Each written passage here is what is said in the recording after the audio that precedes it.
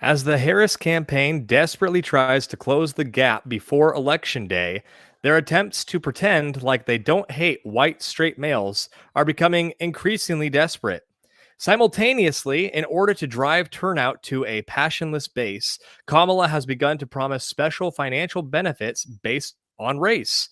On this episode of Forge and Anvil, I will discuss the state of the race with returning guest Jeremy Carl, whose book Unprotected Class has been vindicated many times over. All this and more, so stick around.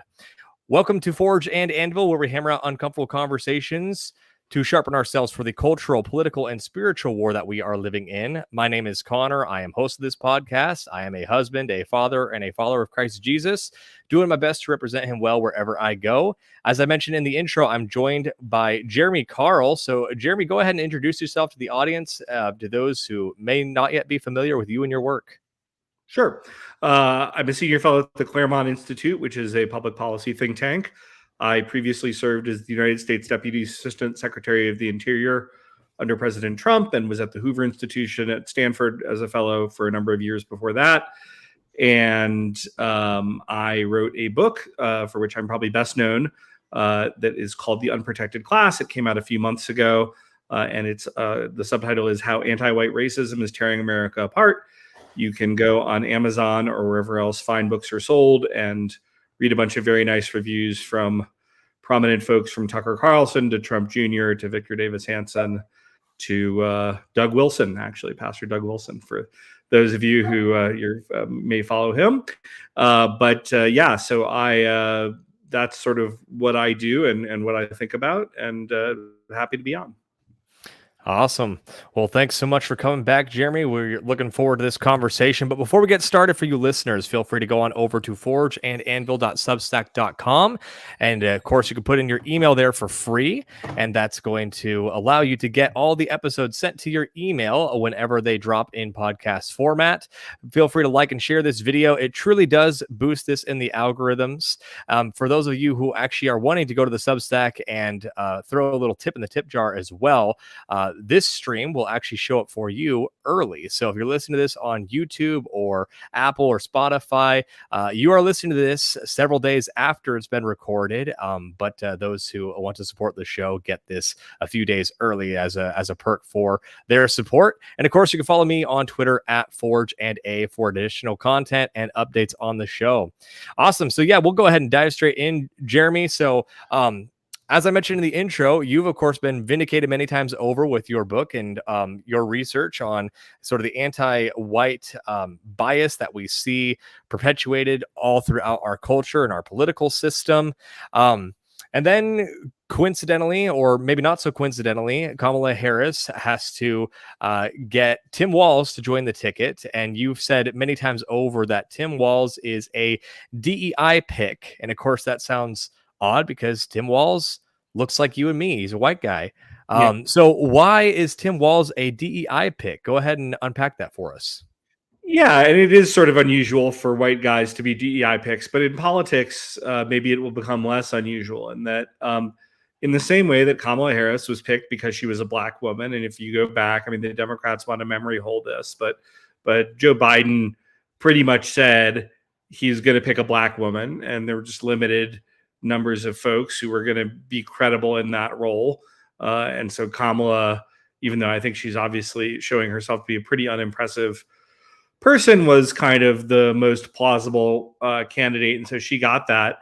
But then she, because the logic of the Democratic Party is just inherently racist at all times, immediately thought of not, who is the best person to run on a ticket with me, but who's the white guy who's going to balance out the ticket for me in some way and make that work. And so you had to have a white male Democrat who was plausible. And as I've actually even explored it and done a little bit of deep dives on Twitter, they're just very few. I mean, white men have kind of been run out of the elective Democratic Party. So when you look at kind of governors or senators who are not super ancient, Walt was one of the only people who was out there.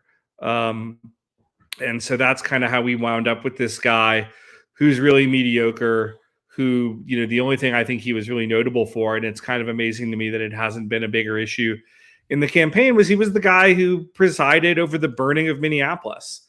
And to me, that alone is disqualifying. But I guess maybe for the Democrats, it's a positive quality. Yeah, yeah, and unfortunately, it's not exactly the first time that the Democrats have been willing to shamelessly fail someone upwards. But then again, by some people's observation, walls maybe didn't necessarily fail upward, because perhaps the burning of Minneapolis was exactly what they hoped he would accomplish. And maybe that's a cynical take, but in the year 2024, I think you have to think like a conspiracy theorist. Because if you're not a conspiracy theorist at this point, then I just don't know what to tell you. Just Yeah. wait 5 minutes, and every conspiracy that you thought was a conspiracy will be proven to be a 100% fact. But yeah, I mean, it's true that Tim Walz really was picked as opposed to someone who would have made much more sense for the campaign, like a Josh Shapiro type, who's of course the governor of Pennsylvania. He's Jewish. I mean, it's kind of amazing when you look right now at these numbers that show 90% of the time the person who wins Pennsylvania in these simulations is going to win the election, that she did not pick the governor of Pennsylvania, who was really better on pretty much every standard metric, solely because of the Jews in Israel. And that's another kind of, identity politics problem that the Democrats have. So it's kind of delicious at one hand to see them really hoisted on their own petard, as it were. But on the other hand, it's kind of ominous that one of the two major political parties in America works this way. And I contrast that with what Donald Trump did, which is, his finalists for VP were largely a bunch of white guys. He had Marco Rubio in there, who would have been very, I mean, I don't, always agree with Senator Rubio on politics, but I, was very qualified to step into that role if he'd been asked. And he ended up just, picking the whitest white guy he could have possibly found to run with him, because he correctly, as many of us had, I wasn't obviously in his ear, but I was urging publicly, Vance was the best guy. And Right. The fact that he was a white guy was neither here nor there. And I'd much rather be part of a political party that functions that way. Right.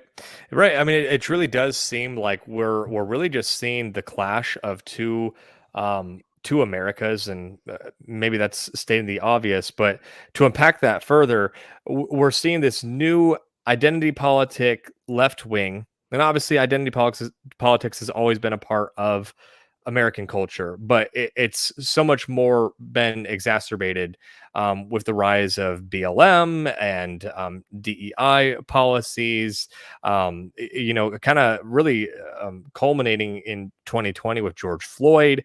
So now we see this left-wing America that your race is your identity first, and then everything else is secondary. So Josh Shapiro, although he may have been more qualified than Tim Walz, could not be picked because he's Jewish. And right now there's issues going on with the left-wing part of the base that supports Palestine over Israel. And so we can't pick the Jewish guy. We got to pick just a non-threatening white guy to appeal to white voters who, by the way, were doing terrible in the polls with.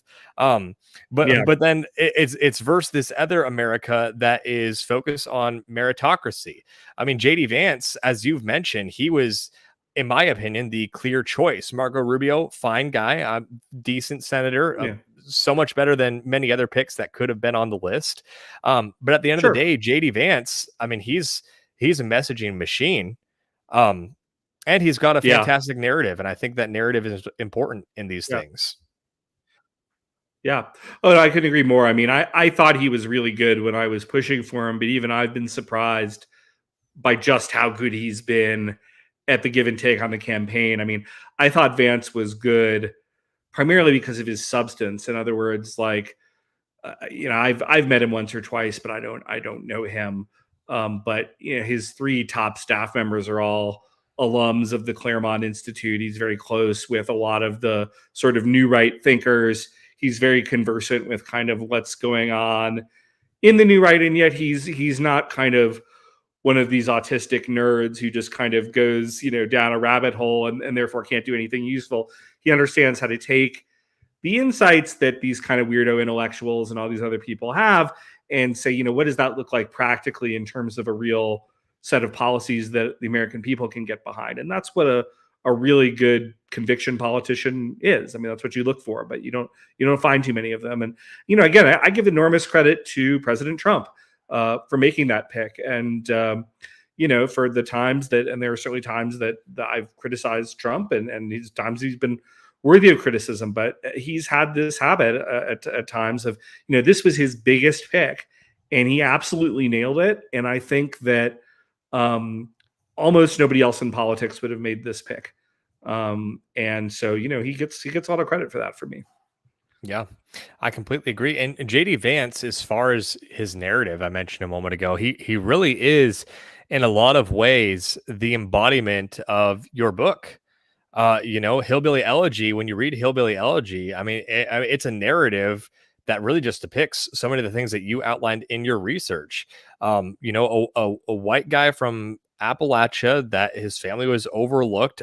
His whole region was overlooked by politicians and our leadership class, to where we see opioids and other addictive substances begin to run rampant. And JD Vance is raised by a mom who struggled with that. And, praise God, it seems as though she's clean from a lot of that stuff now, if not all of it. I don't know her full personal story, but I do know that JD Vance, of course, had to come from that. So JD Vance is a prime example of someone that the left pretends doesn't exist, which is a underprivileged white guy who then used his merit in order to, he joined the military, he went to Ivy League schools, became a successful venture capitalist, and really is the embodiment of the American dream, despite having so many of these challenges.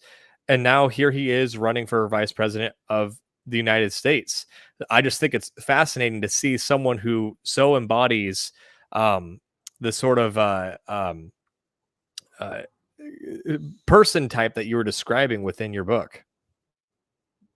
Yeah, absolutely. I mean, he really is that overlooked guy, that overlooked white guy. I mean, in his situation, he was just fortunate that his talents were so extraordinary that he was really able to overcome, all the things that were stacked against him. But there's a lot of other really talented people out there in similar situations who, maybe they're not quite as talented as JD Vance, or their personal situation's even worse.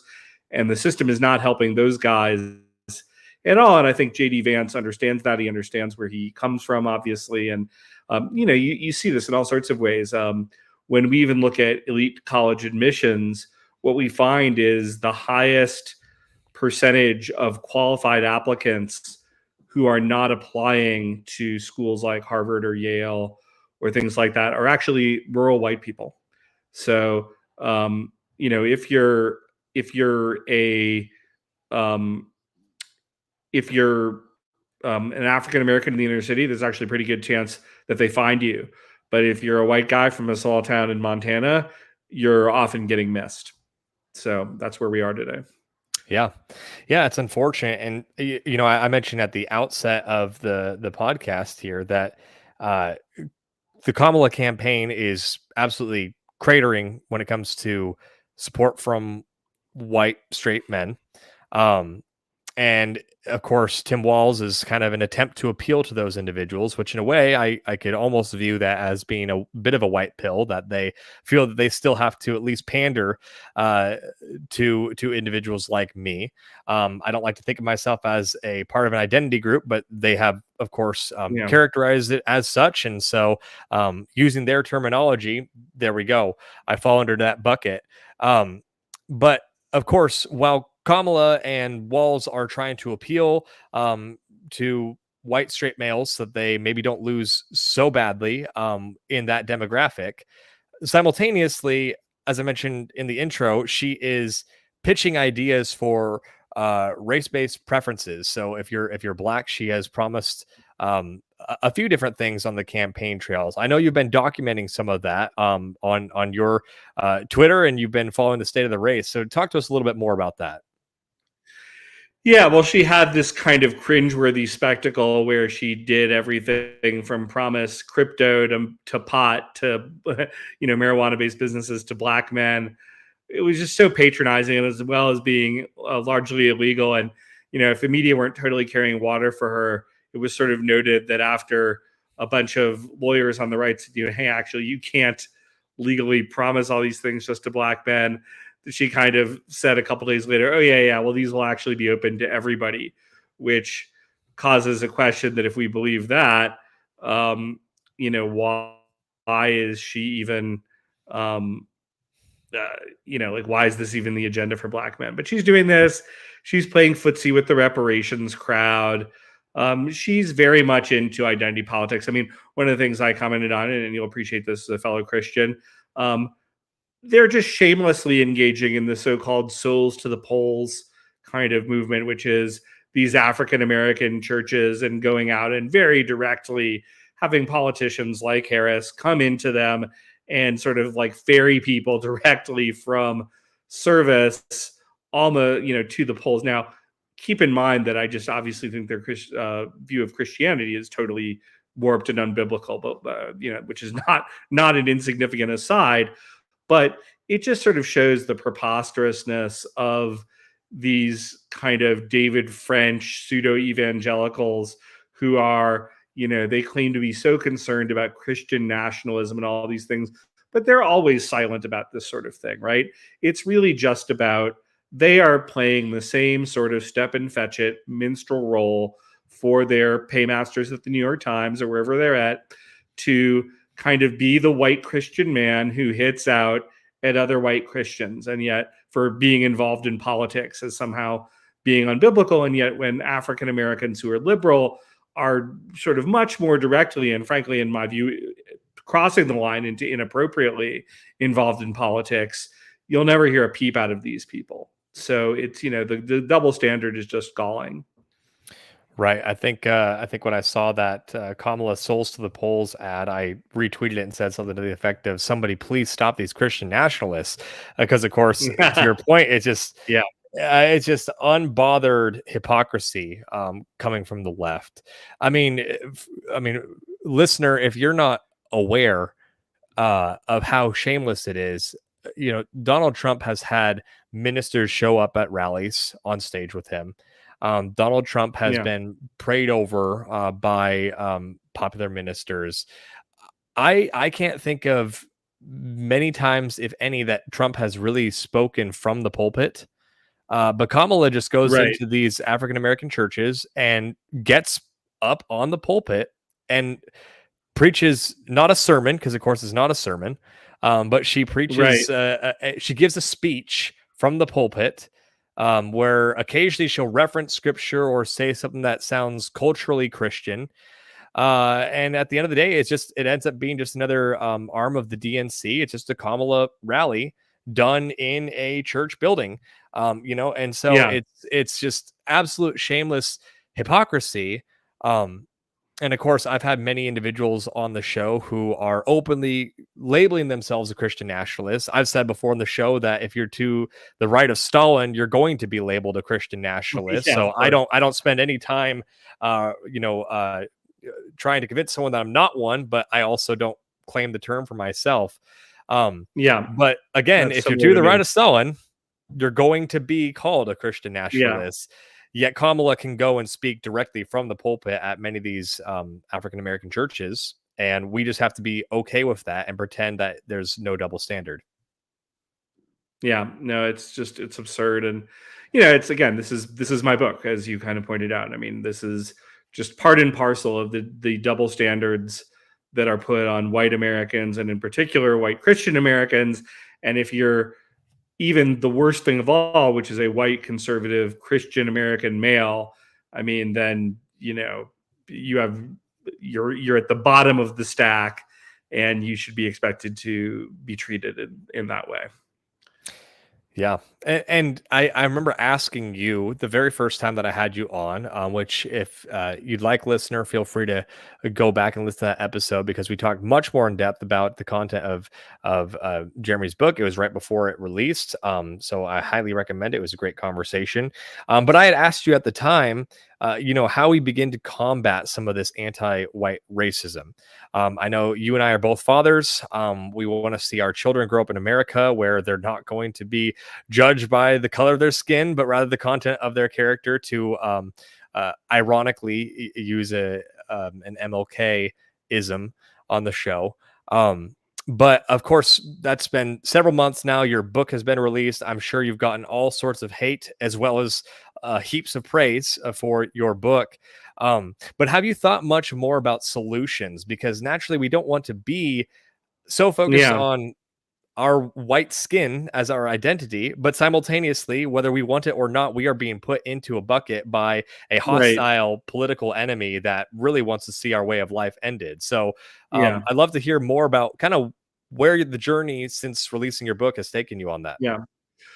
Well, it's been really gratifying, quite honestly, in that the book has been received so well, not just by readers, and you can go on Amazon and see it's got a 5-star average with like 120 something reviews. So some people are clearly liking it, but also by the whole list of professional reviewers, and that's been great. Um, of course, I've gotten some hate from the left, but I think kind of their strategy has mostly been to try to ignore this because they don't want to have this conversation, and they'll hope it will go away. Um, Having said that, the one negative review I got, and it was kind of interesting, from a nominally conservative source, was angry about the one thing that I do think that we really need to do. And, he's just not comfortable with this because he's sort of used to being one of these lovable losers. And that is to say that white people should be allowed to organize as white people. Now, this is a careful needle to thread because I'm not suggesting, and I make this really clear in the book, that we engage in white identity politics. What I'm suggesting is that white people should be allowed to organize, in fact, are allowed as white people to vindicate our rights under the Constitution that are promised to everybody, and that we shouldn't. I'm not suggesting that we do that in a racially exclusive way.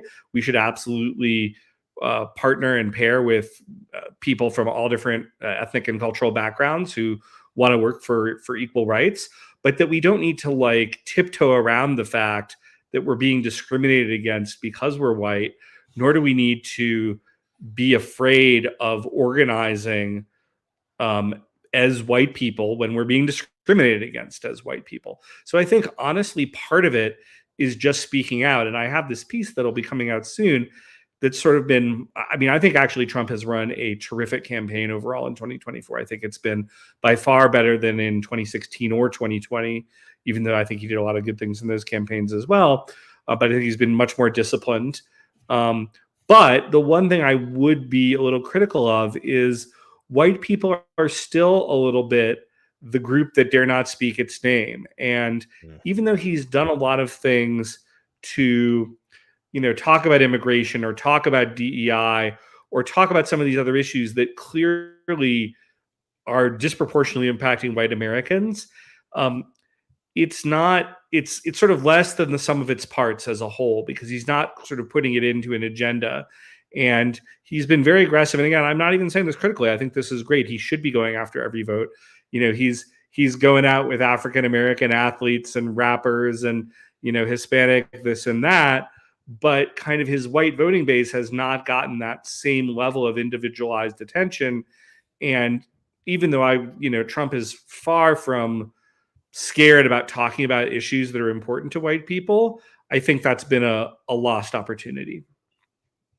Right. Yeah. And it's not even, and you can correct me if you think otherwise. I don't necessarily think that he needs to even message himself, to white individuals as much as he just needs to run up the score, among a white demographic. Because, of course, it's no secret to those of us who are, well familiar with the way that the right operates that if you are a black conservative, you could grift. You can grift Yeah. specifically off of the idea that the black vote's going to come home and they're all going to vote majority Republican this time around.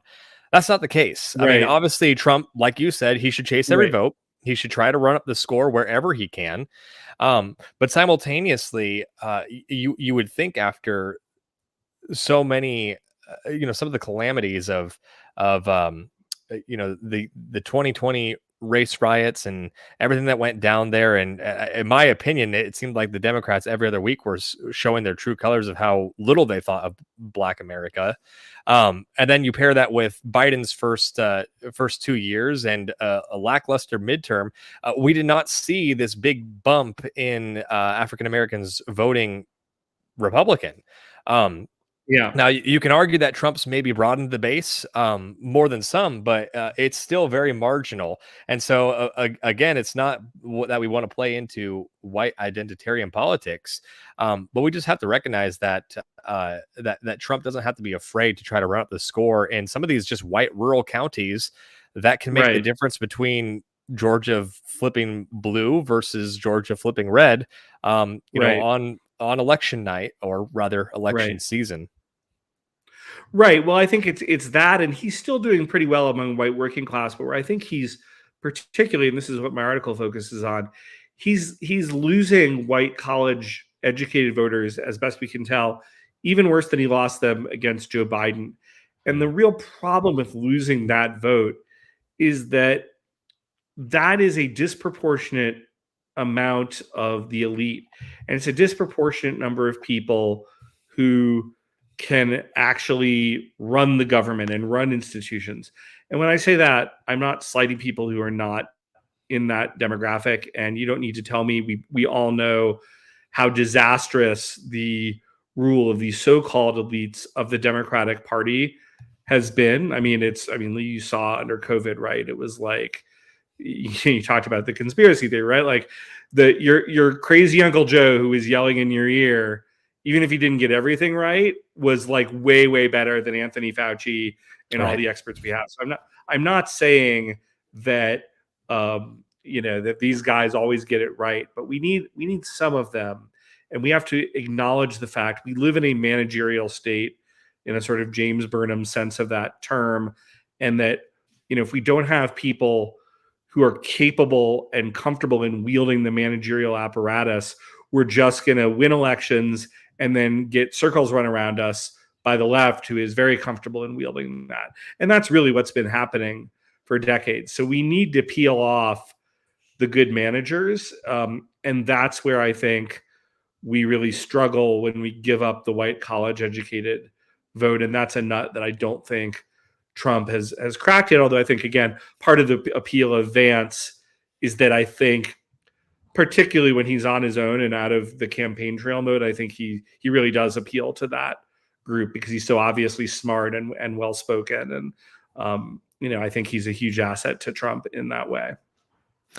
Yeah, I think that Vance has the ability to be on the attack like Donald Trump. And of course, Donald Trump's in a lot of ways made the sort of WWE politics very popular. And I think a lot of people were expecting that in the vice presidential debate. And then JD Vance comes out there and basically gets he gets Walz to agree with him on multiple points, and he seems incredibly reasonable. He was the most reasonable guy in the room, and he did a good job showing sympathy, to some of the constituents that were brought up in the line of questioning. And I think that JD has the ability when he's in like long form podcasts as well to really just articulate himself in a way that I think elites can sort of justify their ability to vote for the ticket because of Vance. Yeah. And no, of course, absolutely. yeah, go ahead. Go ahead. No, I was just going to say, even for somebody like my wife, and my wife would vote for Trump anyway, but she's not a particularly political person.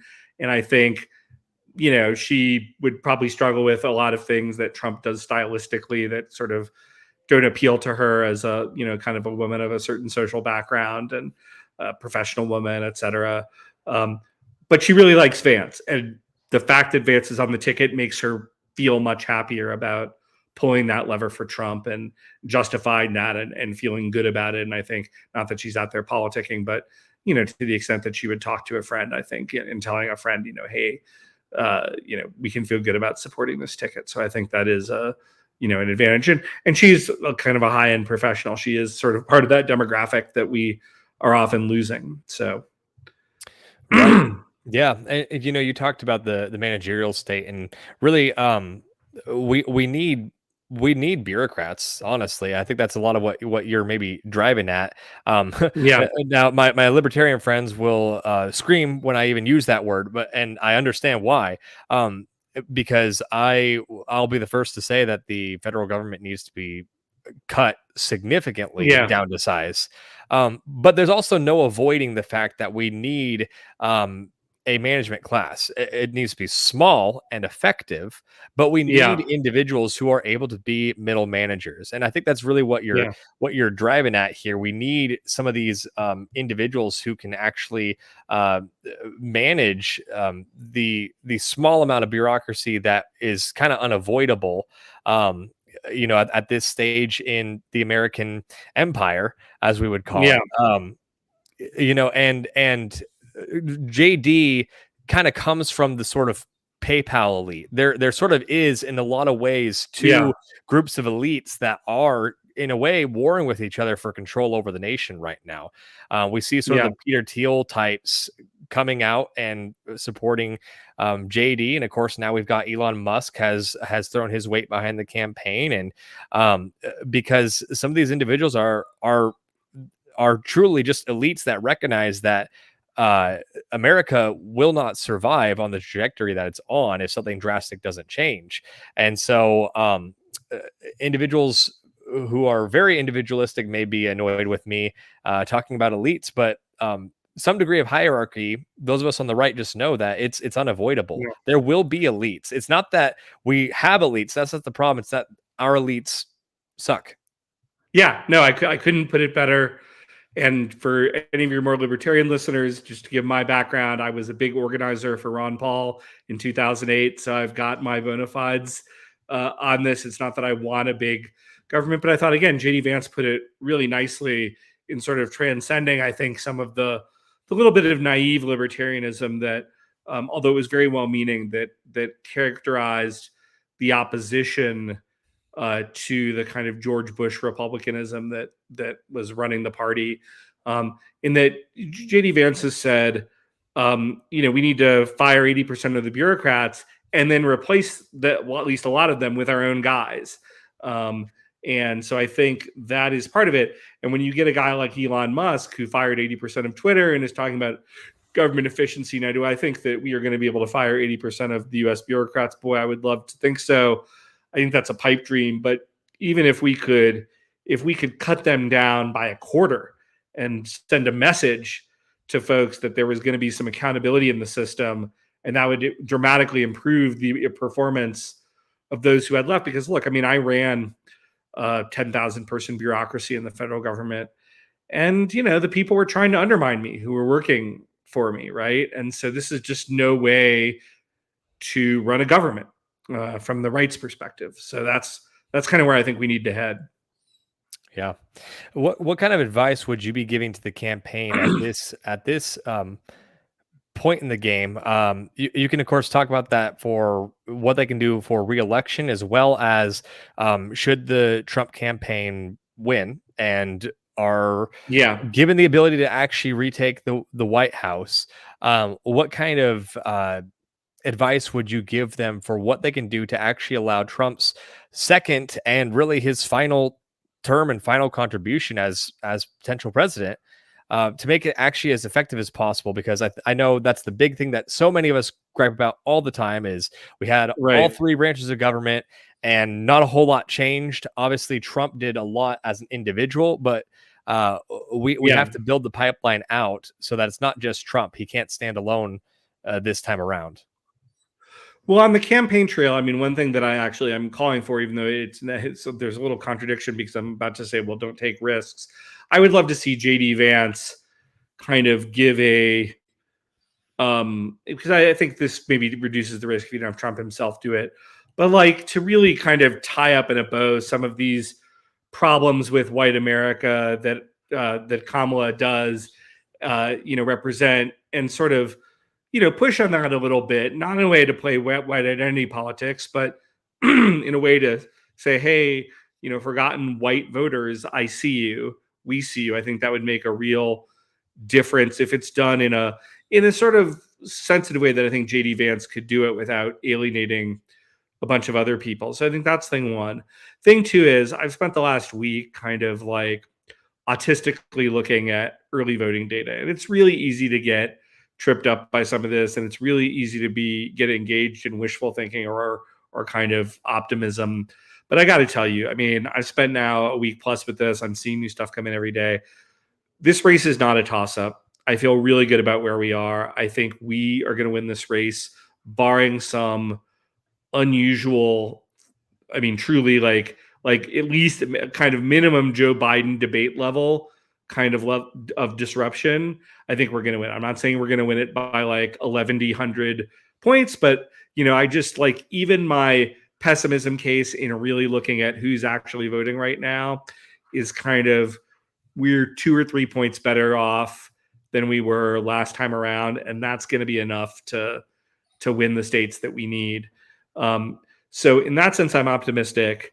I think how we get in line for government, what I would love to see just sort of stylistically is Trump out there on the bully pulpit, setting the agenda, being I don't want to use the term ceremonial because he really is sort of like being a head of state, but not, he doesn't want to be the guy who's like in the micro details of, even though he's perfectly capable of that to some level, of kind of, how we're going to reform this government.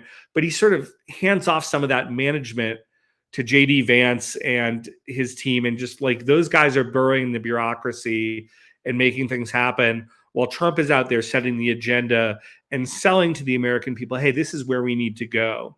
And, and being really a symbol for a certain type of positive transformation that I think he really does represent as a sort of unique American character. And so, in no way, again, I want to be clear. I'm not suggesting that Trump should be simply a ceremonial figure, a figurehead. I think he should absolutely be driving the agenda. But it's a question of like, how do we get the specifics of that agenda done? And I think Trump would do well to kind of delegate that kind of downstream as much as possible. And I think the good news is the McConnells, even though Trump is a transactional guy, some of these guys after January 6th just totally exposed themselves as saboteurs. And I don't think, even though there will be just inevitably, I'll tell you right now, there are going to be a bunch of establishment people who I'm not going to love, who are going to be part of this effort. That's okay. I think we've gotten rid of a lot of the worst ones. And the ones that will remain are people who are a little bit transactional, right? Like they're establishment, but they're not like Liz Cheney. They're not like McConnell. They're not people who are actively trying to sabotage. They're just not really people who are with the program. But if you can show them that you can do something for them by them helping you, then they'll help. And that's kind of, where I think we'll need to be with some of those guys. And then at the same time, I hope we have a strong set of true believers. And I certainly, even though, I've got 5 kids here in Montana, and it would be a kind of a sacrifice because I wouldn't move my family, but I'm certainly willing to, if I can make a contribution, I'll certainly go back to DC and do whatever I can to be helpful to the president and his administration. Yeah, that's wonderful. And I think that I think you're right on the money with kind of the direction that they need to go in. And luckily, it appears, by an outside perspective, that it seems as though the campaign does seem to get that to a degree. Now, exactly what image that'll take shape, should Trump win the White House, that remains to be seen. But you're in Montana, and one of the things that I think is being forgotten much more because it's a presidential year is, of course, we do still have Congress to think about. And Montana, we currently have a Democrat running as an incumbent against a Republican, and Montana is an incredibly heavy Republican state. We're surprised that there's even a Democrat senator in the first place. But now is a wonderful time to unseat John Tester and to actually replace him with someone who you'd probably be following this race much more than I. He seems as though he's a decent guy, maybe not a full on fire breather, but 100% a massive improvement. So, what's kind of the state of the race as far as you can tell in your state?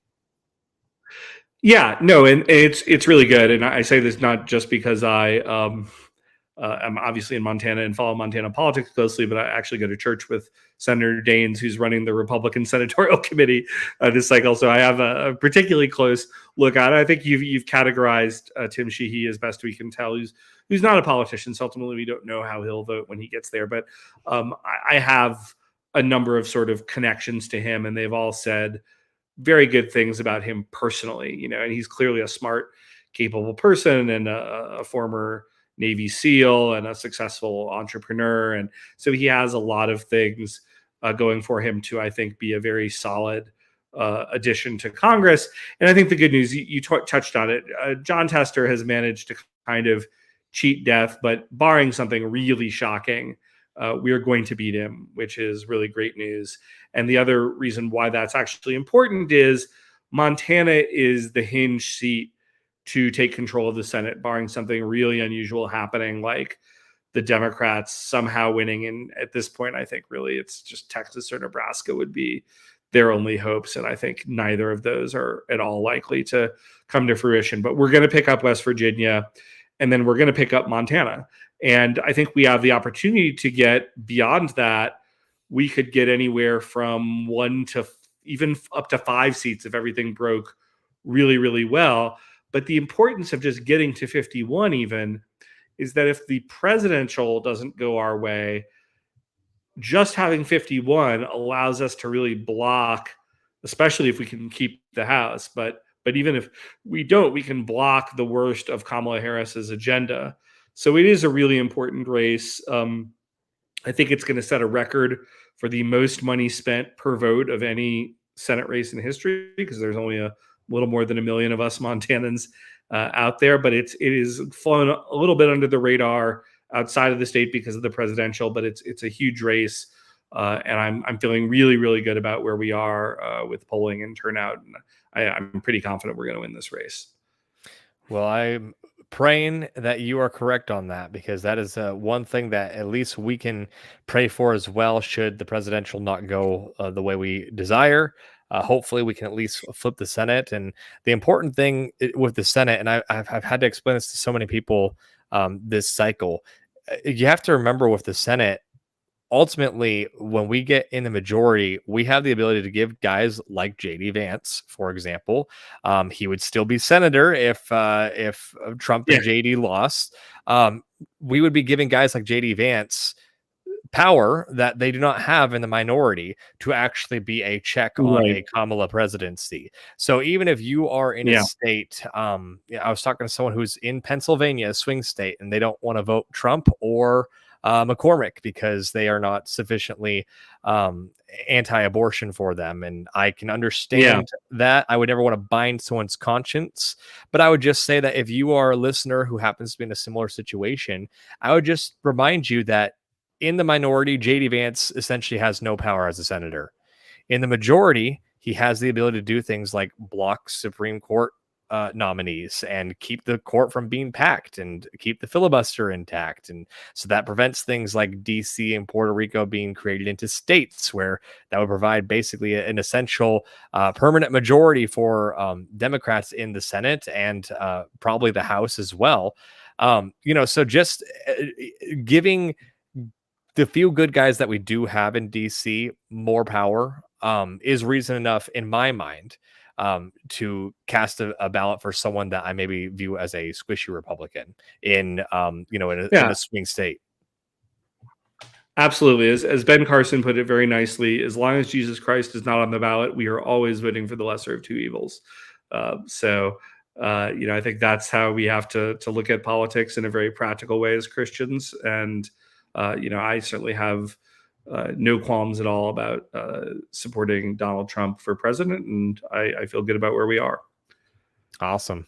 Well, thanks again for coming on, Jeremy. It was great to have you back. Where can people go to keep up with you and everything that you have going on? Sure. So I have a Twitter /X feed, Real Jeremy Carl, which I'm pretty active on. that's a great place. Again, I'd urge folks, if they're interested in some of the conversations we're having, to buy my book, The Unprotected Class, How Anti-White Racism is Tearing America Apart. That would be the second place. And then I have a Substack called The Course of Empire, jeremycarl.substack.com, and you can check out my work there. Awesome. Well, thanks again, Jeremy. And thank you, listener. We appreciate you stopping by. Feel free to go on over to our Substack, forgeandanvil.substack.com. If you are a paid supporter, you got this episode early. So all of you listening to the playback, that is your call to action. But of course, you can put in your email for free as well, just to get updates on the show and to have each podcast episode sent directly to your email. So I would encourage you to do so. And then, of course, like and share this. It really does help with the algorithms. And you can follow me on Twitter at Forge and A. Thank you all for joining us, and we'll see you next time.